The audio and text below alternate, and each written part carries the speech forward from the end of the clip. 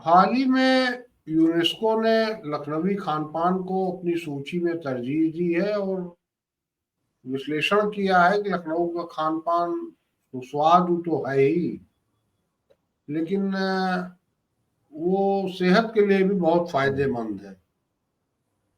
लखनऊ की का जो खान पान है, लखनऊ का दस्तरखान, ये साबित करने वाला है, और बल्कि साबित करता है कि खाना जो है वो महज पेट भरने के लिए का साधन नहीं है। ये विरासत और भावना की पहचान भी है। आज बिल्कुल। हमारे साथ में लखनऊ के जाने माने इतिहासकार, लखनऊ के विशेषज्ञ और बहुप्रतिष्ठित लेखक रोशन तकी जी हमारे साथ हैं। हम उनसे जानेंगे लखनवी खान पान की क्या विशेषताएं हैं, वो किस तरह से सेहत के लिए फायदेमंद है, नवाब उसको खान पान को क्यों पसंद करते थे, और क्या आज भी वैसा ही खान पान है, या उसके मतलब क्या तब्दीली आई जायके में, उसमें मसालों में, वगैरह वगैरह। रोशन तकी जी, आपका बहुत बहुत स्वागत है। बहुत शुक्रिया जी। आपका बहुत बहुत स्वागत, नमस्कार। बहुत शुक्रिया। तो देखिए, जो आपने अभी फरमाया कि लखनऊ का दस्तरखान और लखनऊ के खाने सिर्फ पेट भरने के लिए नहीं, बल्कि उसके और भी कुछ उसके फायदे हैं, कुछ लाभ हैं। ये बिल्कुल सही फरमाया आपने। और इसके लिए तो एक अलग से बिल्कुल बातचीत की जा सकती है, उसके ऊपर के कैसा समय था जब बिल्कुल असली मसाले और असली चीज़ें उसमें इस्तेमाल करके और पकाया जाता था, बनाया जाता था, उसका इस्तेमाल होता था, और धीरे धीरे कैसे वो ख़त्म होता गया या कम होता गया। और आज हमारे सामने जो पकवान, जो कुजीन जिसे कहते हैं, हमारे सामने मौजूद हैं, जाहिर है कि उसमें पहले वाले में और अब में फ़र्क आ गया है। उसकी वजह अगर हम बयान करें कि थोड़ी सी मार्केटिंग है। मार्केटिंग ने कुछ चीज़ों को बहुत ज़्यादा बढ़ावा दे दिया है, और कुछ चीज़ें जो वाक़यतन असली थी, वो उनका ज़िक्र बहुत कम होता है। तो अगर हम किसी दस्तरखान पर होने वाली जो कुज़ीन होती हैं, जो डिशेस होती हैं, उनका ज़िक्र करें, तो अगर हम यहाँ से शुरू करें, जो लखनऊ के लिए बहुत मशहूर है। हालांकि मार्केटिंग में जो लखनऊ की चीज़ें आई हैं, जिसको यूनेस्को ने वो किया है, उसमें नॉन वेज ज़्यादा है, और हम जो लोग बात करते हैं उसमें भी नॉन वेज ही डिशेस बहुत ज़्यादा हैं। लेकिन लखनऊ की तारीफ ये है कि यहाँ नॉन वेज और वेज और उसके साथ साथ मिठाई, इन सब चीज़ों की एक अलग पहचान है जी। अगर नॉन वेज में हम बात करें तो पुलाव जो यहाँ का बहुत मशहूर है, कबाब जिसके अक्सर जिक्र होता है, उसको यूनेस्को ने माना भी है, शीरमाल, और उसमें भी तरह तरह के। अब हम अगर सिर्फ एक चीज़ को ले लें तो उसी पर ही पूरा समय हो जाएगा, बात करते हैं उसके ऊपर। मिसाल के तौर पर हम कबाब लेते हैं जो बहुत ही पॉपुलर है। तो कबाब कितनी तरह के होते हैं, जिसकी मार्केटिंग हुई है, जिसको यूनेस्को ने माना है, रिकॉग्नाइज किया है, वो है गलावटी। और उसी के लिए कुछ लोगों के नाम भी लिए जाते हैं, फलाने के कबाब, फलाने कबाब। लेकिन नहीं, असल में फलाने के कबाब तो दुकानों के नाम पर और बनाने वाले के नाम पर प्रचलित हुए। कबाब की किस्मत, वो किस्म जो है वो तो बहुत ज्यादा, काकोरी कबाब, गलावटी कबाब। मैं वही बता रहा हूँ कि जो मार्केटिंग हुई है उसकी अलग बात है, और जो हम लोग बात कर रहे हैं वो एक अलग बात है। अब कबाब की किस्में कौन कौन सी हैं? देखिए, शामी कबाब, गलावटी कबाब, मजलिसी कबाब, नरगिसी कबाब, कोफ्ता कबाब, सीख कबाब, बोटी कबाब, भुने पसंदे के कबाब और इसके अलावा मछली के कबाब। इसके अलावा बहुत से तरह के ऐसे हैं जिनको अलग अलग तरह से बनाया जाता है और उनको नाम उसी हिसाब से, उनके इंग्रेडिएंट्स अलग हैं, उनका पकाने का तरीका अलग है। लेकिन मार्केटिंग ने ये किया है कि जो गलावटी कबाब बहुत मशहूर हो गए हैं, लेकिन इसके अलावा जो मजलिसी कबाब है वो अलग होते हैं। और लखनऊ की तहजीब की ये पहचान है कि नरगिसी कबाब क्या है। नरगिसी कबाब वो हैं जो कीमे को गोला बनाकर और उसके अंदर अंडा रख दिया जाता है। अंडे को बॉयल करके, उबाल के, उसके अंदर यानी उसके अंडे के चारों ओर कीमा चढ़ा के फिर उसको पकाया जाता है और उसको कहते हैं नरगिसी कबाब। और जब उन्हीं कोफ्तों को बिना अंडे के केवल कीमे का बनाया जाता है तो उसको कहते हैं कोफ्ता कबाब, तो कोफ्ता ही कहलाता है जी। और आपने भी जिक्र किया सीख कबाब का, तो सीख कबाब तो बहुत तरह के होते हैं। जिन लोगों ने खाए हैं, जो देखते हैं और जो लखनऊ में रहते हैं या जो बाहर से भी आते हैं, उनके बारे में ये रहता है कि भाई सीख कबाब खाएंगे। तो सीख कबाब भी कई तरह के हैं, एक दो तरह के नहीं हैं। कुछ कबाब सीख के ऐसे होते हैं जो बहुत ही महीन कीमे के, उनमें गलावट लगाकर और उनको एक सीख होती है, स्टिक जिसे कहते हैं, उसके ऊपर चढ़ा के मतलब हल्की आंच पर सेका जाता है। दूसरी तरह के सीख कबाब ये भी होते हैं जिनमें धागा बांध दिया जाता है ताकि जब वो सिक जाएं और उनको उतारा जाए तो वो टुकड़ों में अलग अलग बहुत सॉफ्ट तरीके से निकलते हैं और खाने में भी बड़े आसान रहते हैं। इसी तरह के और एक ही बार रुकेंगे हम लोग तो बहुत समय हो जाएगा। नहीं, आप बताएं। अच्छा, और दूसरे तरह के कबाब बहुत हैं, जैसे बहुत ही अहम है जिसको हम लोग जिक्र नहीं करते हैं, मछली के कबाब। अब मछली जो है वो बहुत ही कॉमन है, सभी लोग खाते हैं, लेकिन मछली में क्योंकि उसमें कांटा होता है तो उसका एक तरीका है कांटे को निकालने का, रिमूव करने का। उसके भी कई तरीके हैं।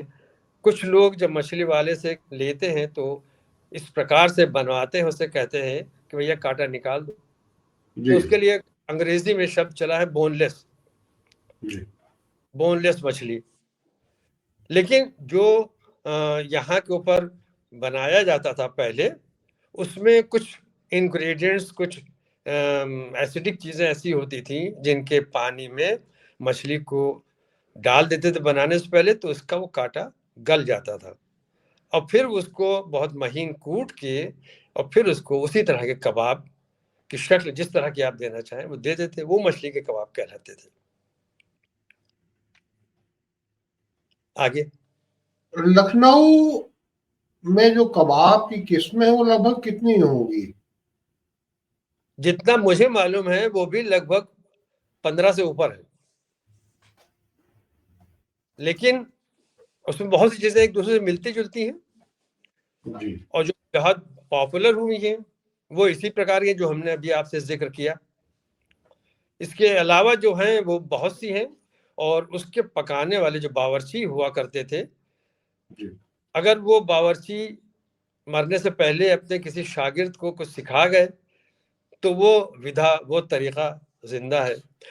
और अगर बिना सिखाए चले गए तो बहुत सी डिशेस ऐसी हैं, बहुत से कबाब ऐसे हैं जो अब कोई बनाना नहीं जानता, और अगर कोई कोशिश भी करता है तो वो खराब हो जाता है।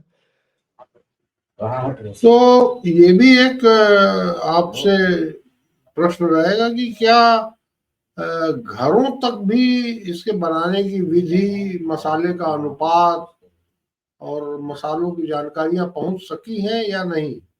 जी बिल्कुल सही, बहुत अच्छा सवाल है।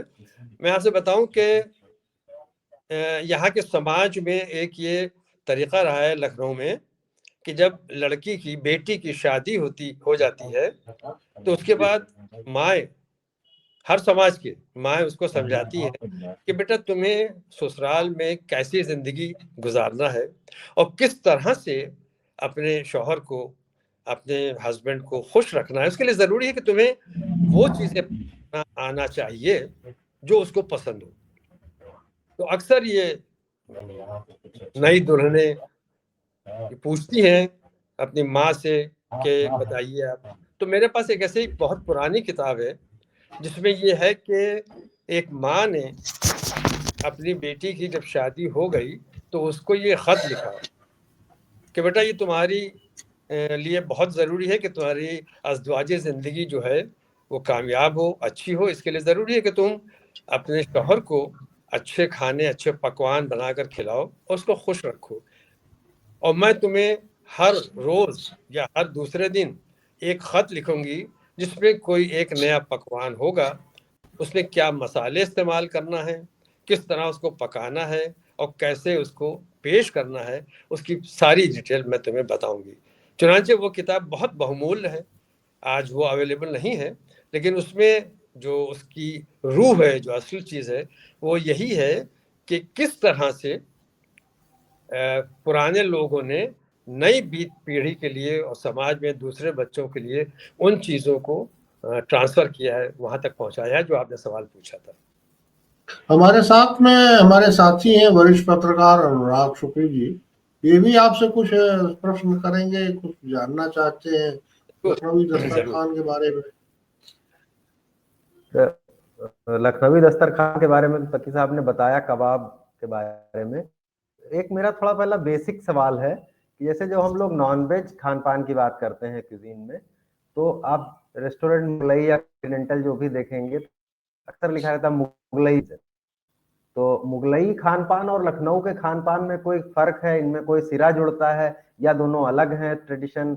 इस पर थोड़ा सा मतलब रोशनी डालें, फिर हम लोग आगे बात करेंगे। बहुत रेलिवेंट सवाल है। देखिए, अभी मैं जब यूनेस्को ने यहाँ की कुछ चीज़ों को रिकॉग्नाइज किया तो उसके बाद लोगों के बहुत धड़ाधड़ इंटरव्यू और उनके एक्सपर्टाइज के स्टेटमेंट्स आने लगे। उसमें हमने देखा कि ये भी लोगों ने कहा कि लखनऊ की जो दस्तरखान है, लखनऊ की जो डिशेस हैं, उसके ऊपर मुगलाई असर है। और एक ने तो ये भी कहा कि ये सब ईरानी असर है।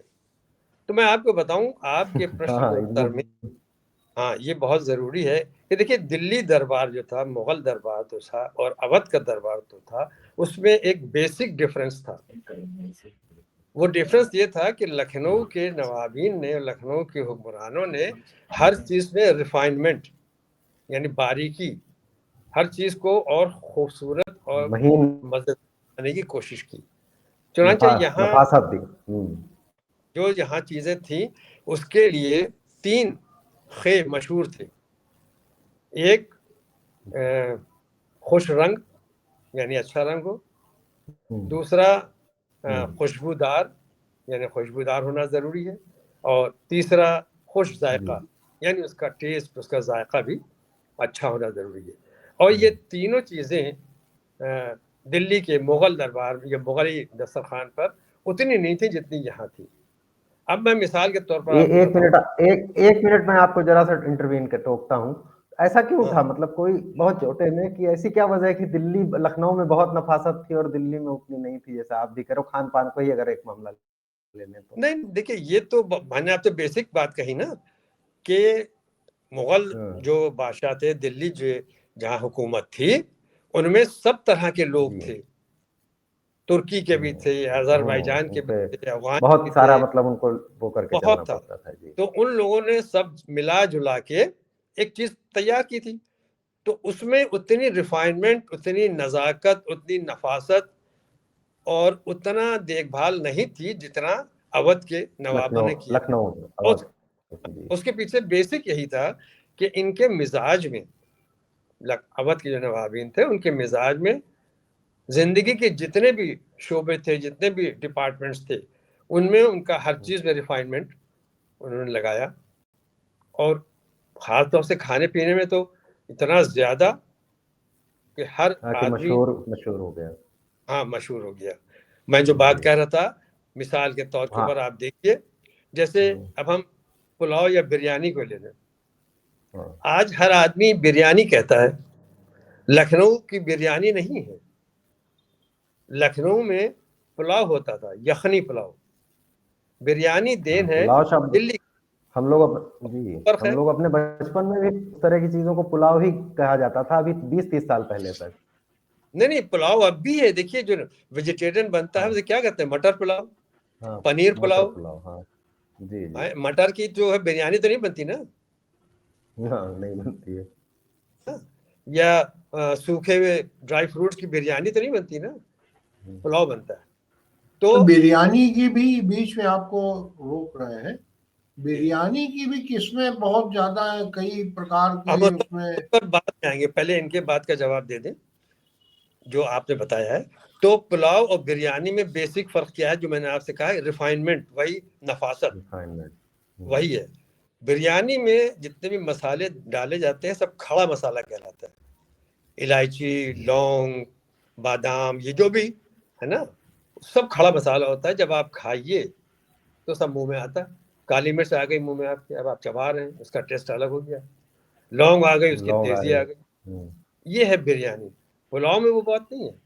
लखनऊ वालों ने पुलाव बनाया, बिरयानी नहीं। पुलाव में क्या खास बात थी और क्या बेसिक फर्क था पुलाव में, बिरयानी में, दिल्ली में, लखनऊ? जो आपने सवाल पूछा उसी के जवाब में है, मैं हाँ, अलग नहीं जा रहा हूँ। जी जी तो जी। उसमें खास बात ये थी कि यहाँ जो भी मसाले डाले जाते थे, जिसको कहते थे यखनी, यखनी बनाई जाती थी। उसमें सारे जो इंग्रेडिएंट्स होते थे, जो मसाले होते थे, जो उसकी रेसिपी होती थी, वो इस तरह तैयार की जाती थी कि हर चीज़ पिसी हुई, कुटी हुई, और उसको बनाने के पीसने के बाद उसकी एक पोटली बना के या उसको ऐसे डाल के उसकी यखनी बना लेते थे। और उस यखनी ताकि में वो से, उसमें हाँ, उस यखनी में से वो चीज़ें निकाल दी जाती थी जो मुंह में आने के बाद आपको बुरी लगती थी या लखनऊ की तहजीब के खिलाफ थी। लखनऊ की तहजीब क्या थी? खिलाफ थे। हाँ, लखनऊ की तहजीब क्या थी कि अगर आप दस्तरखान पर बैठे हैं या किसी के साथ भी खाना खा रहे हैं तो आपके मुंह से आवाज नहीं आना चाहिए। अगर आपके मुंह से आवाज आ ये भी गई सुना है। तो वो बदतमीजी मानी जाती थी। अब आपको मैं इसी से संबंधित बस एक वाकया सुना दूं ताकि बात को मजबूती मिल जाए। बिल्कुल। एक बहुत मशहूर शायर जी थे जी हैं, जी जोश मलियाबादी, नाम सुना होगा जी आप लोगों ने। जी। वो हाँ हाँ, एक सुना है। दूसरे शायर के ऊपर गए, बहुत मशहूर थे, आरजू लखनवी। तो उस समय में जो कोई आ जाता था तो उसके लिए नाश्ता या खाना जो भी होता था वो आज की जैसे तो होता नहीं था कि चाय आ गई या बिस्किट आ गया, दाल मट आ गया। उस समय जो है कहते थे मशरूब, यानी वो चीज़ें, वो शरबत जो पिए जाते थे। और ख़ास तौर से उस ज़माने में जो लोगों को पसंद था वो था मलाई। और मलाई के ऊपर शक्कर डाल के पेश की जाती थी, लीजिए हुजूर। तो जो उनके यहाँ खादिम था, जो काम करता था, वो लाके उसने नाश्ता लगाया। तो जब उन्होंने, जोश मलियाबादी ने मलाई उठाकर चमचे से मुंह में रखी और उसको चबाया तो उससे जो शक्कर उसमें पड़ी थी उसकी किरकिराहट आई। तो उन्होंने उनके सर दांतों में आ उठाकर, गई। हाँ। हाँ, चर चर की आवाज हुई तो उन्होंने सर उठाकर आरजू लखनवी की तरफ देखा और सिर्फ इस इशारे से आरजू लखनवी बात समझ गए कि ये तो बदतमीजी है। जब वो चले गए तो उन्होंने उस खादिम को बुलाया, नौकर को बुलाया और उसको नौकरी से निकाल दिया। तो उनकी घरवाली ने कि शक्कर क्यों आ पूछा, गई। हाँ, घरवाली ने पूछा कि इतनी पुराना खादिम था, आपने उसको निकाल दिया? कहले इसने मेरी बहुत बेइज्जती करवा दी।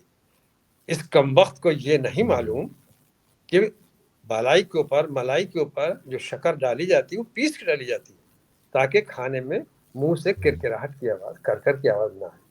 तो ये नफासत थी लखनऊ की तहजीब की। ये लखनवी इसीलिए नफासत थी। हाँ, ये नफास, इसीलिए सिर्फ जो एक दिल्ली आइटम के नहीं, कल्चर से फर्क यही है। बेसिक फर्क ये था कि नफासत ये थी कि जो आइडियल, जो तरीक़ाकार हम बना रहे हैं वो इसलिए है कि हमारी पहचान दुनिया में एक नफीस इंसान के रहे, नफासत के रहे, शराफत के रहे। इसीलिए मैं वापस आ रहा हूँ उसी पॉइंट पे, पुलाव जो है वो था लखनऊ का और बिरयानी थी दिल्ली की और वेस्ट यूपी की, पश्चिम उत्तर प्रदेश की, जो अब यहाँ के ऊपर बिरयानी और पुलाव मिला के कुछ बनाने लगे हैं और उसको बिरयानी कहने लगे हैं। जी। हाँ, वो बिरयानी बिरयानी थोड़ा सा वेज बिरयानी भी हो गई है। नहीं, वेज बिरयानी कुछ भी पुलाव हो, जैसा ही बनाते हैं। हाँ, लेकिन वेज बिरयानी कुछ है नहीं, पुलाव है। पुलाव जैसे तो उसका मटर पुलाव हुआ वो। हाँ, पुलाव ही है, उसको वेज बिरयानी पुलाव, कहने लगे हैं, थोड़े पनीर मसाले इधर पुलाव, उधर करके। पनीर का भी बनता है बहुत, जी या मेवे का पुलाव, तो वो तो सब वेज डिशेज है ना, जी जी। लेकिन नाम उसका पुलाव ही है। हम्म, क्यों? इसलिए कि इस उसमें नफासत, जो लखनऊ की एक पहचान है, वो बरकरार रहे, वो कायम रहे। जी। तो वो खान पान में नवाबीने झलकी। भाई अवध साहब कुछ से कह रहे जुड़े, नवाबीने अवध के दस्तरखान से जुड़े कुछ अगर किस्से भी लगे हाथ आप बताएंगे तो सुनने वालों को आनंद द्विगुणित हो जाएगा, मजा बढ़ जाएगा। कुछ स्फुट आपका रूप जी से। तकी साहब, अगर आप कुछ कुछ किस्से आप बताएं जो मतलब लखनऊ के नवाबों से जुड़े हैं, जैसे कुछ हम लोग पहले अखबारों में पढ़ा करते थे, छपते थे। उससे पहले नहीं, जैसे मैं अपना बता रहा हूँ, अपना एक आपको मैं एक चीज जैसे शेयर करता हूँ। जैसे अमृतलाल जैसे महाराज, जैसे यही कहा जाता था कि खाना जो है वो पेट भरने के लिए नहीं, चार आप निवाले कट से, रही सिंह साहब। चार निवाले से ज्यादा नहीं खाने चाहिए और हम्म, पानी जमकर पीना चाहिए। हम्म। ऐसा क्यों कहा जाता था?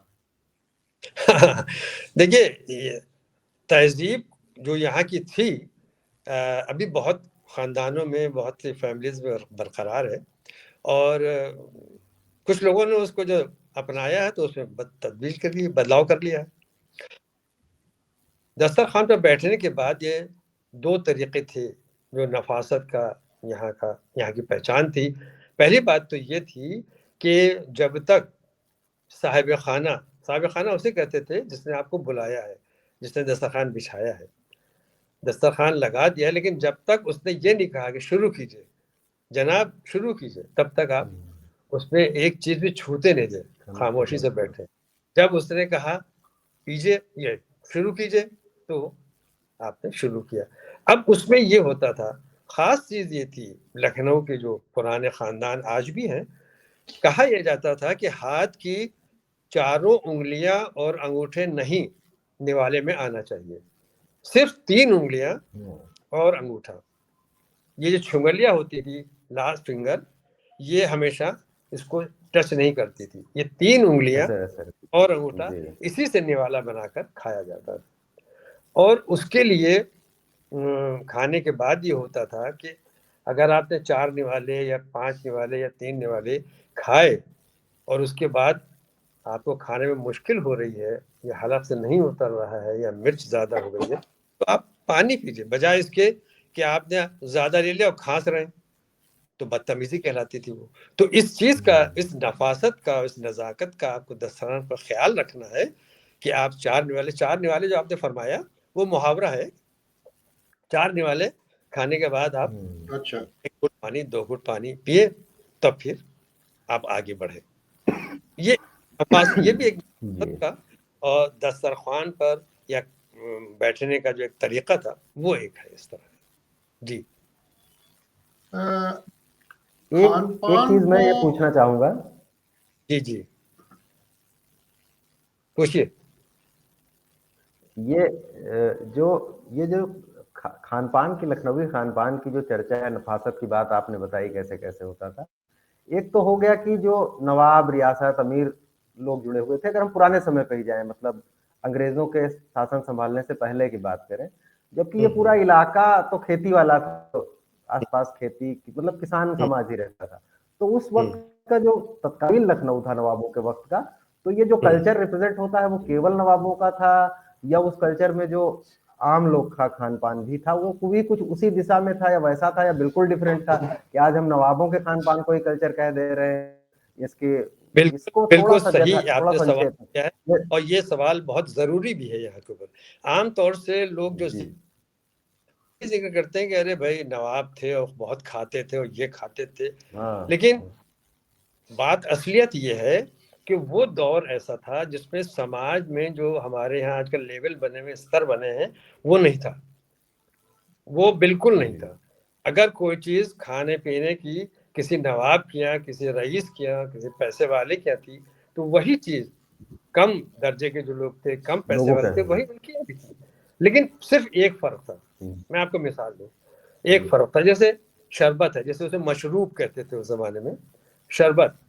अब सत्तू है, सत्तू जो है नवाब साहब भी खाते थे, बादशाह भी खाते थे, और गरीब जो गरीब आदमी, मजदूर था, खेतीहर था, गरीब आदमी, वो भी खाता था, कोई फर्क नहीं था। लेकिन फर्क क्या था, सिर्फ कि मजदूर ने खाया तो सत्तू लाया, उसने पानी में डाले, हाथ से, या चमचा नहीं भी है तो हाथ से किया, उसने चलाया, चमचा है तो उससे चलाया, फिर अगर किसी बड़े आदमी ने या नवाब साहब ने सत्तू का शरबत बनाया तो पहले वो भिगोए गए, फिर वो छाने गए, फिर उनको शक्कर पीस के उसमें डाली गई, और उसके बाद उसमें बहुत महीन बर्फ कुचल के उसमें डाली गई, और फिर पेश किया गया, उन्होंने भी खाया। तो सिर्फ ये रिफाइनमेंट का, तहजीब का, नफासत का फर्क था, रिफाइनमेंट का फर्क था, मोटे तो खान पान वही था, वही चीज थी। अब मैं आपको एक बहुत अच्छा वाकया सुनाऊं। गाजिउद्दीन हैदर के ज़माने में दिल्ली से एक वो बावर्ची आया, और उसने कहा, ये गुज़श्ता लखनऊ में ये वाक़या मौजूद है, आप देख सकते हैं। वो नवाब के पास हाजिर हुआ तो नवाब ने पूछा, क्या चाहते हो? कहा, हुजूर नौकरी चाहते हैं। तुम कौन हो? अब बावर्ची हैं। क्या पकाते हो? कहा, हुजूर हम खिचड़ी पकाते हैं सिर्फ। उनका खिचड़ी, ये भी कोई वो है? तो हुजूर आप एक बार खिचड़ी खा के देखें। काहे की पकाते हो खिचड़ी? कहा था, हुजूर हम सूखे मेवे की खिचड़ी पकाते हैं। अच्छा, तो तनख्वाह क्या लोगे? 500 रुपये। 500 रुपये उस जमाने में। अब नवाब भी जो है इस क्रेजी तो होते ही थे उस जमाने में, उनका चल रख लो इसे, रख लिया गया। उसने कहा, हुजूर बस एक हमारी आपसे गुजारिश है कि आपको जिस दिन ये नौश फरमाना हो, एक दिन पहले हमको बता दें, तो हम अगले दिन उसको तैयार कर देंगे। तो एक दिन उन्होंने कहा कि भाई उससे कहो बावर्ची से कि हम खिचड़ी खाना चाहते हैं मेवे की। तो उसने कहा, हुजूर कल हाजिर हो जाएंगे। और सूखे यानी बादाम के चावल काटे महीन महीन, और पिस्ते की दाल। अच्छा, छोटे छोटे पीसेस। हाँ, पिस्ते की दाल बनाई और बादाम के चावल, रात में उसे भिगो दिया, सवेरे उसने जिस तरह खिचड़ी पकती थी उस जमाने में देसी घी के साथ, वो उसने पकाई। और उसने फिर वही जो दस्तरखान का वक्त होता था 12 बजे के तकरीबन, उसने कहा, हुजूर दस्तरखान हाजिर है, तशरीफ लाइए। तो वो जाहिर है कि बादशाह थे, दूसरे कामों में लगे हुए थे, तो उनका अच्छा भी आते हैं। जी जी जी। 1 घंटा गुजर गया, उसने दोबारा कहलवाया, हुजूर अगर खिचड़ी ठंडी हो गई तो मज़ा नहीं आएगा, तशरीफ लाए। तो किसी बहुत अहम मसले में वो फंसे हुए थे, उनका अच्छा आते हैं। और आधा घंटा पौन घंटा गुजर गया, उसमें 3 के लगभग यानी दोपहर गुजर गई। उसके बाद जब गुजर गई तो उसने अपनी वही हांडी उतारी, और उतार के वहां पर एक सूखा हुआ दरख्त था, पेड़ था, उसकी जड़ में पलट दिए, और उसके बाद वो चला गया। उधर नवाब साहब को जब ये भूख लगी और सब फारिग हुए अपने कामों से, तो उन्होंने कहा, हाँ भाई उसको बुलाओ, बावर्ची को दस्तरखान लगाए। तो लोग ढूंढने निकले तो मालूम है वो चला गया। बहुत ढूंढवाया, उसको नहीं मिला। नहीं। देखने वालों ने देखा कि 1 हफ्ते के बाद ही जिस उसमें वो पेड़ में वो डाल गया था, 1 हफ्ते बाद वो सूखा पेड़ फिर से हरा होने लगा। तो उसको बहुत ढूंढवाया, नवाब साहब ने कहा ये तो बड़ा काबिल बावर्ची था, लेकिन फिर वो मिला नहीं। ये थी। और इसी से बिल्कुल मिलता जुलता, ये तो पुराने वाक़या, मैं आपको नया इसी जमाने का, हमारे और आपके जमाने का बताऊं। एक पुराने लखनऊ में एक नवाब साहब रहते थे, छोटे आगा के नाम से मशहूर थे।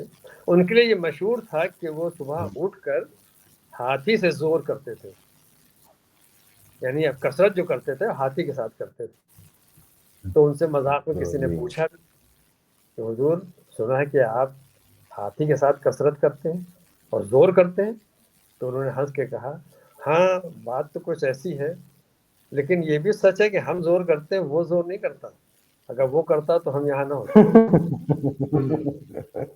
तो उनके यहाँ वही तरीका था कि दस्तरखान है और उनके जो मुसाहिबीन हैं वो आए, खाना खाया, और इनका तरीका ये था कि एक छोटी सी तश्तरी में खिचड़ी आती थी और ये वो खाते थे। तो जो उनके मुसाहिबीन थे बड़े चाहने वाले, उनका हुजूर ये अच्छा नहीं लगता कि हम और अच्छे अच्छे कौरमा और शेरमाल और आप खिचड़ी खाते हैं। तो उन्होंने कहा भाई आपके लिए जो चीज़ है वो आप खाइए, ये खिचड़ी मेरे लिए है, आप इसको नहीं खा पाएंगे। तो उन्होंने कहा अरे क्या बात कर रहे हैं साहब, अब तो हम खिचड़ी ही खाएंगे। तो खैर उन्होंने कहा ठीक है।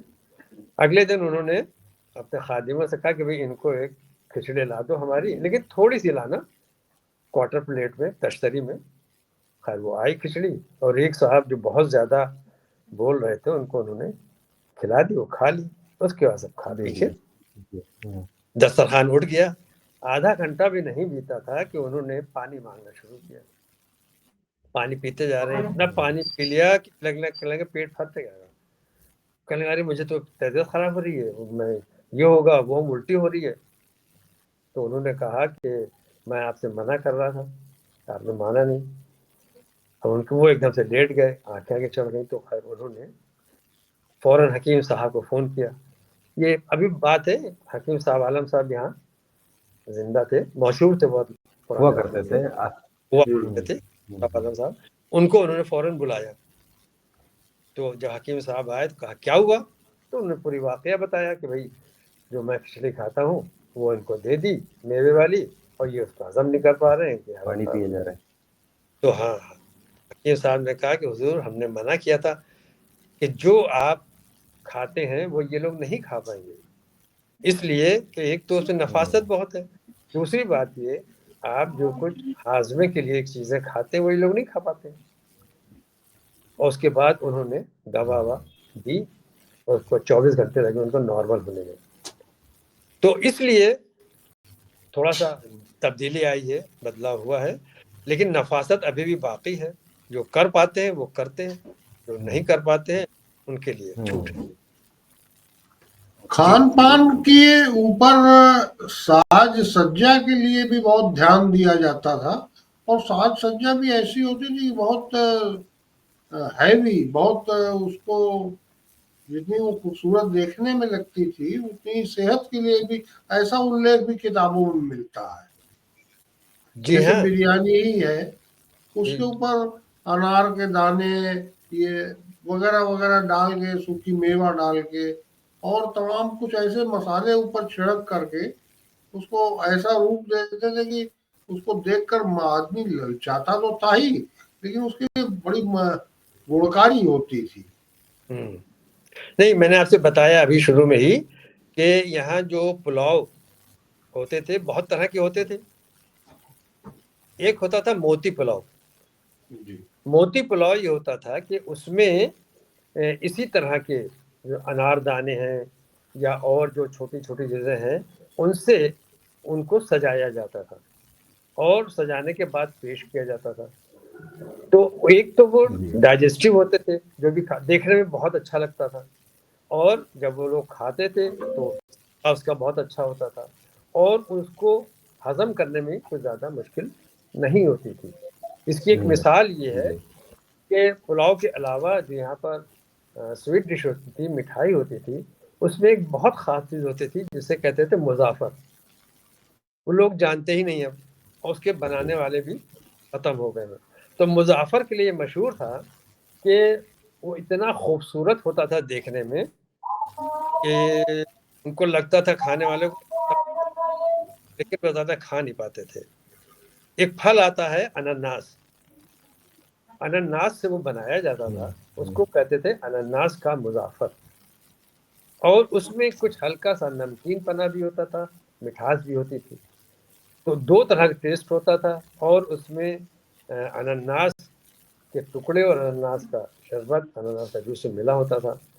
उस तरह की चीज़ें जो सजाई जाती थी दस्तरखान पे, वो देखने में बहुत खूबसूरत, बहुत अच्छी। जी जी।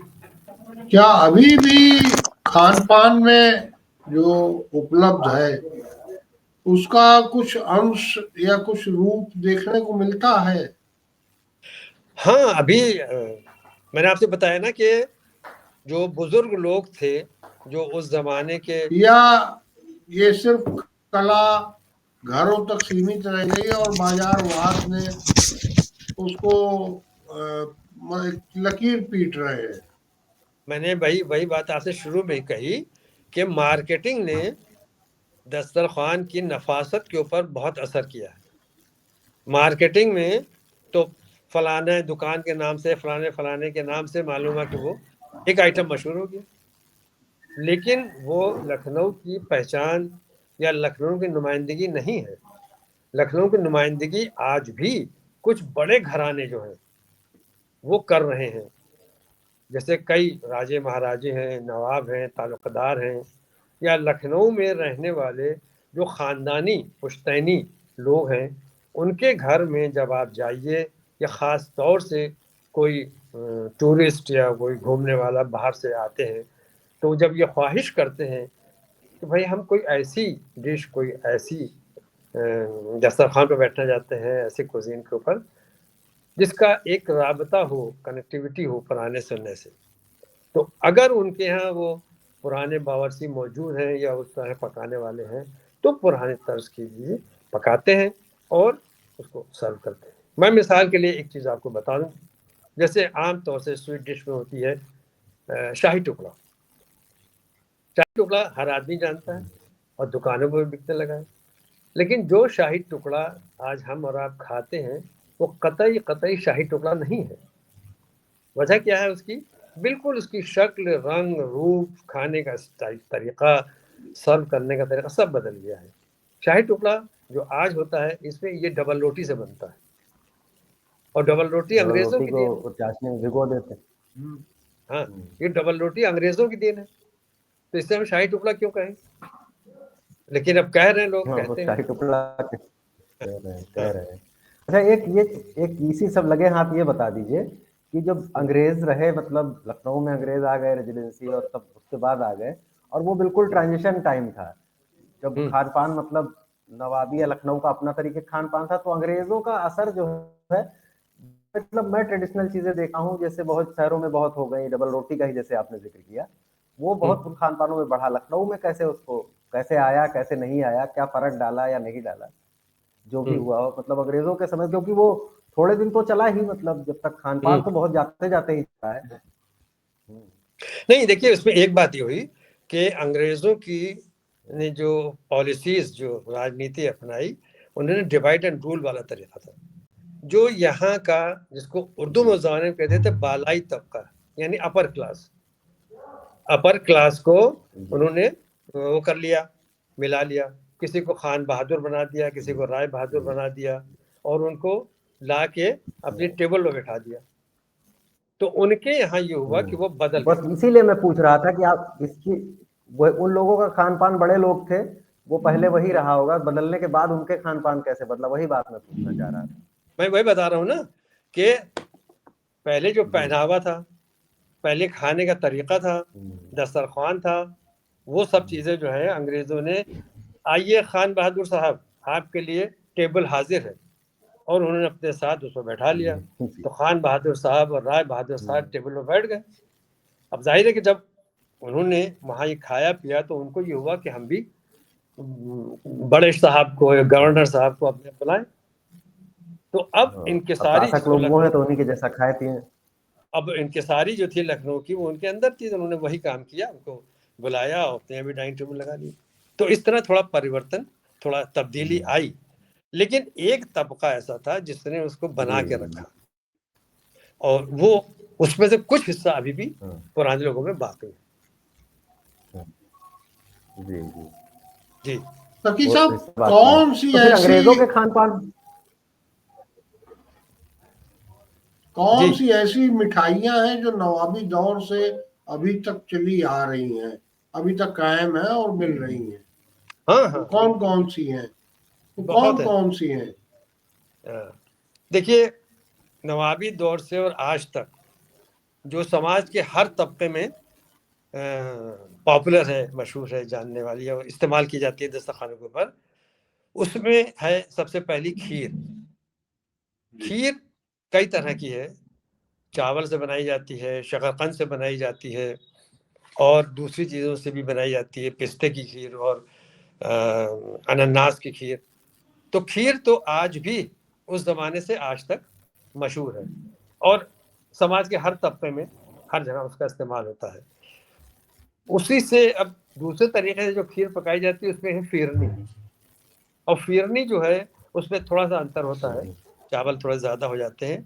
और आज तक जो मैंने अभी जिक्र किया कि शाही टुकड़ा मिठाई है, और शाही टुकड़ा एक ऐसा है जिसे बिल्कुल हम उसको अपभ्रंश कहें, और अगर उसके ऊपर हम बात करें 1 मिनट में तो मैं आपको बताना चाहूँगा कि शाही टुकड़ा वो नहीं है जो आज हम इस्तेमाल करते हैं।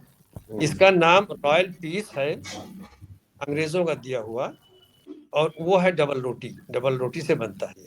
जो शाही टुकड़ा आज भी पुराने घरों में कभी-कभी बनता है या उस ज़माने में नवाबी दौर में बनता था, वो बनता था उस ज़माने में एक चीज़ थी शीरमाल।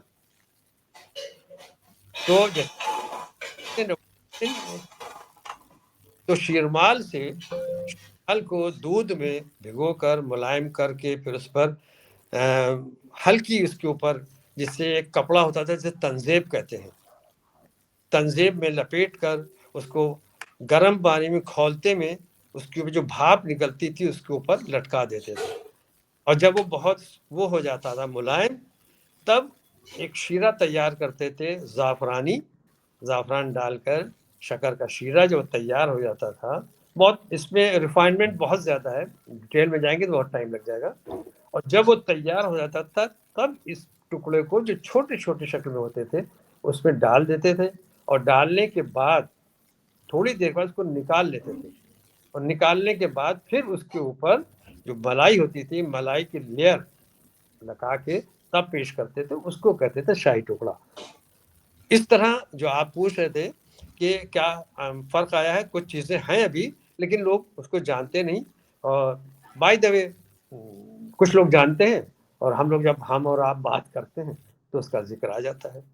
जी, वो कौन सी खासियत है जिसको यूनेस्को ने पकड़ा और अपने यहाँ स्थान दिया? आपकी नजर में क्या क्या चीजें हैं? देखिए खासियत तो बहुत चीज़ों में है, और हमने जब इंटरनेशनल कॉन्फ्रेंस की थी और यूनेस्को को रेफर किया था यूएनओ के थ्रू, तो उसमें बहुत सी चीज़ें हमने रखी थी। अब ये होता है कि जहाँ तक आप उसको बचा सकें, उन्होंने सिर्फ वो चीज़ें देखी जो बहुत पॉपुलर थी।